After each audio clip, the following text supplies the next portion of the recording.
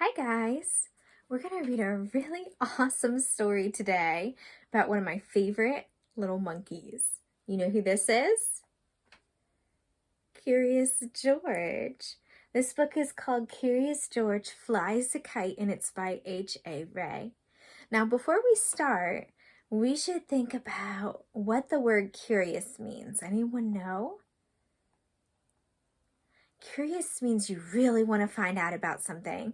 For example, if you see a gift that's all wrapped up, you'd be curious what's inside. You would really want to find out about it. Well, George, a little monkey, is curious about all kinds of things, and he tries to find out about them, and sometimes he gets himself in a little bit of trouble while he's being curious.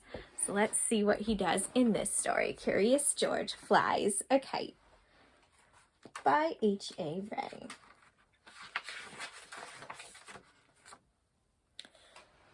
This is George. He lives in the house of the man with the yellow hat. George is a little monkey, and all monkeys are curious, but no monkey is as curious as George. That's why his name is Curious George. I have to go out now, says the man with the yellow hat. Be a good little monkey till I come back. Have fun and play with your new ball, but don't be too curious. And out the man went. It was a lot of fun for George to play with his big new ball. The ball went up. Can you throw it up? Woo! And George went up. The ball went down. Bounce it down. And George went down. George could do a lot of tricks with his ball, too. This was one. He could get up on the ball like this, or do it this way with his head down. This was another trick. He could hold the ball on his head like this. Look, no hands. What a good trick. But where did the ball go? George ran after it. The ball had gone into another room. There was a big window in the room. George liked to look out the window. He let the ball go and looked out.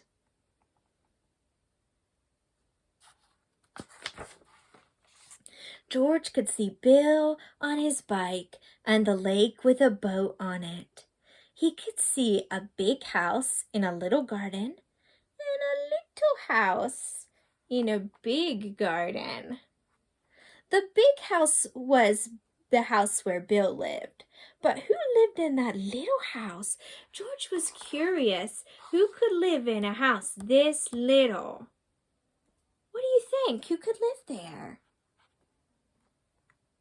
That's a good guess. He wants to find out. He is curious. He's going to go find out. George had to find out. So he went to the big garden. The garden had a high wall, but not too high for a monkey. George got up on the wall and all he had to do was jump down into the big garden.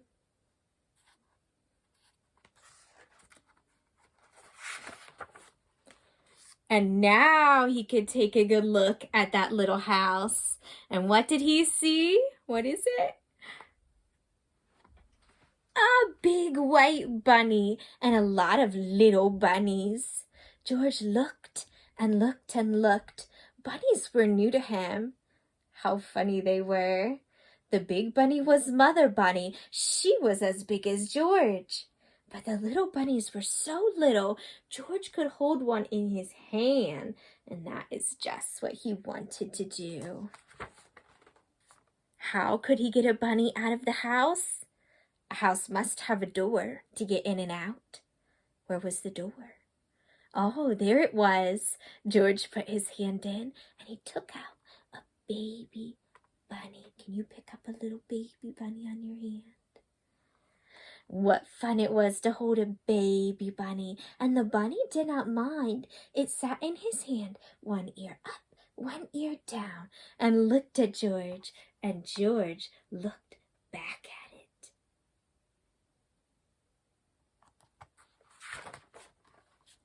Now he and the bunny could play a game. They could play Get the Bunny.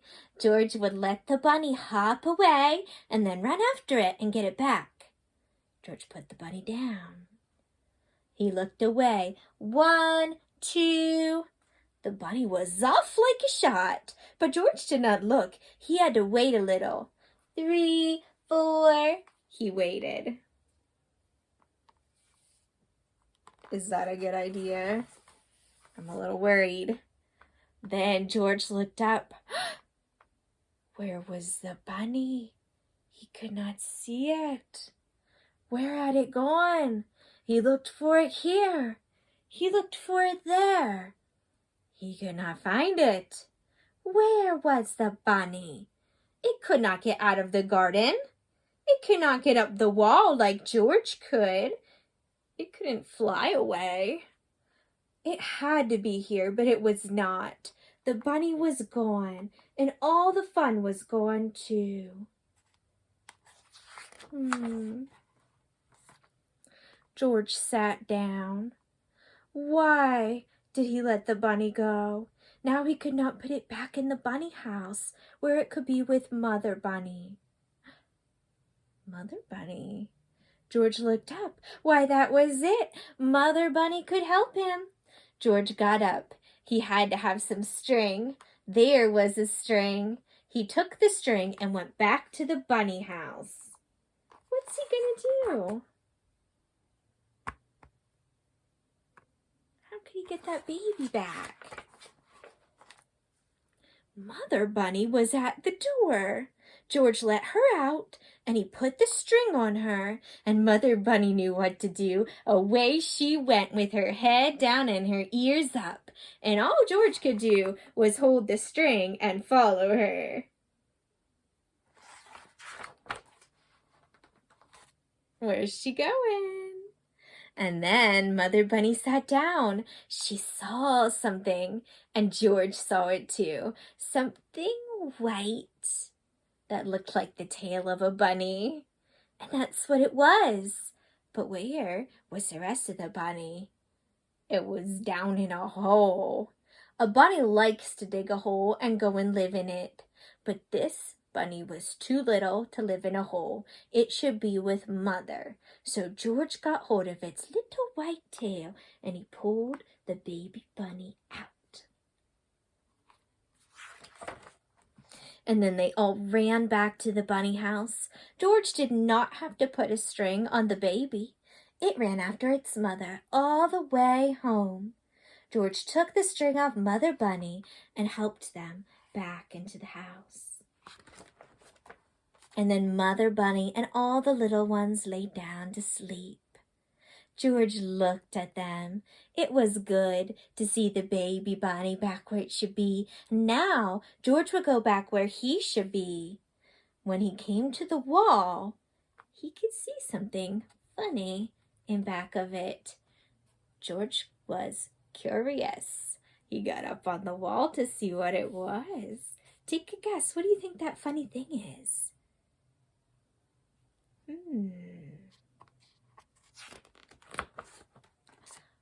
Did you guess right? He saw a long string on a long stick. A fat man had the long stick in his hand. What could the man do with a stick that long? George was curious. The fat man was on his way to the lake, and soon George was on his way to the lake too.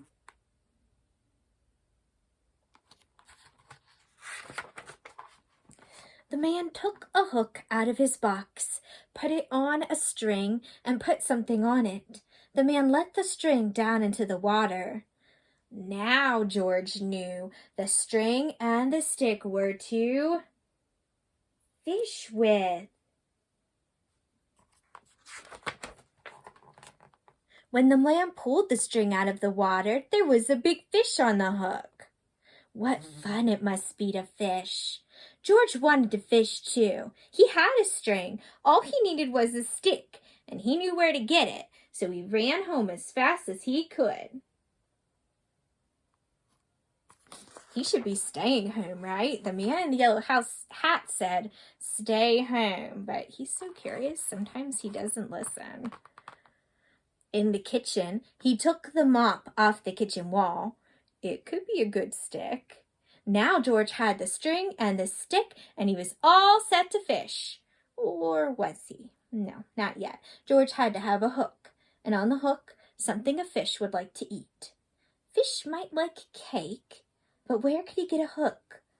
There was a hook for the mop on the kitchen wall that would have to come out. Is that the right kind of hook for fishing? I'm not sure if it's going to work. With the hook on the string and the string on the stick and the cake in the box in his hand, George went back to the lake. George sat down, put some cake on the hook, and let the line into the water. Now he had to wait. The fish were curious too. All kinds of fish came to look at the line, big and little, red and yellow. One of them was near the hook, and the cake was just what he wanted. George sat and waited. The line shook. There must be a fish on the hook. Oh, that's exciting. George pulled the line up. The cake was gone, but there was no fish on the hook. Too bad. George put more cake on the hook. Maybe this time he would get a fish. But no, the fish just took the cake off the hook and went away. Wow, if George could not get that fish, the fish would not get his cake. George would eat it. He liked cake too. He would find another way to get a fish. George looked at the water, the big red one with the long tail. It was so close. Maybe he could get it with his hands. George got down as low as he could, and he stretched out his hand. Splash! Into the lake he went. Ooh, the water was cold and wet. This was no fun at all. When he came out, Bill was there with his kite. "My, you are wet," Bill said. "I saw you fall in, and I came to help you get out. Too bad you did not get a fish, but it's good the fish did not get you." "Now I can show you how high my kite can fly," Bill said. He put his bike near a tree, and they ran off. There was a lot of wind that day, and the wind was just what they needed. The wind took the kite up fast. George was too little to hold the kite in this wind. A kite that big could fly away with him, so Bill had to hold it. George saw the kite go up and up. What fun it was to fly a kite. They flew the kite a long time till Bill said, "I'll get the kite down now. I must go home, and you should too. Now you may have a ride back on my bike. I will run back to the lake and get it. You wait here for me with the kite. Don't let it fly away." I hope he takes good care of that kite. George looked at the kite. He looked at the string in his hand. He knew he could not fly the kite in this wind, but maybe he could let it go up just a little bit. George was curious. He let the string go a little, and a little more, and a little more. What do you think's gonna happen? When Bill came back, there was no kite, and there was no George. "George," he called, "where are you?" And then he looked up. There they were, way up in the sky. Bill had to get help fast. He would go to the man with the yellow hat. The man would know what to do. "George isn't here," said the man with the yellow hat when Bill came. "Have you seen him?" "George and my kite are up in the sky near the lake," Bill shouted. "I came too." But the man did not wait. He ran to his car and jumped in. "I'll get him back," he said. "I must get George back." All this time, the wind took the kite up, and George with it. It was fun to fly in the sky, but when George looked down, all the big houses were as little as bunny houses. George wanted to get down, but how? Not even a monkey can jump from the sky. George was scared. What if he never got back?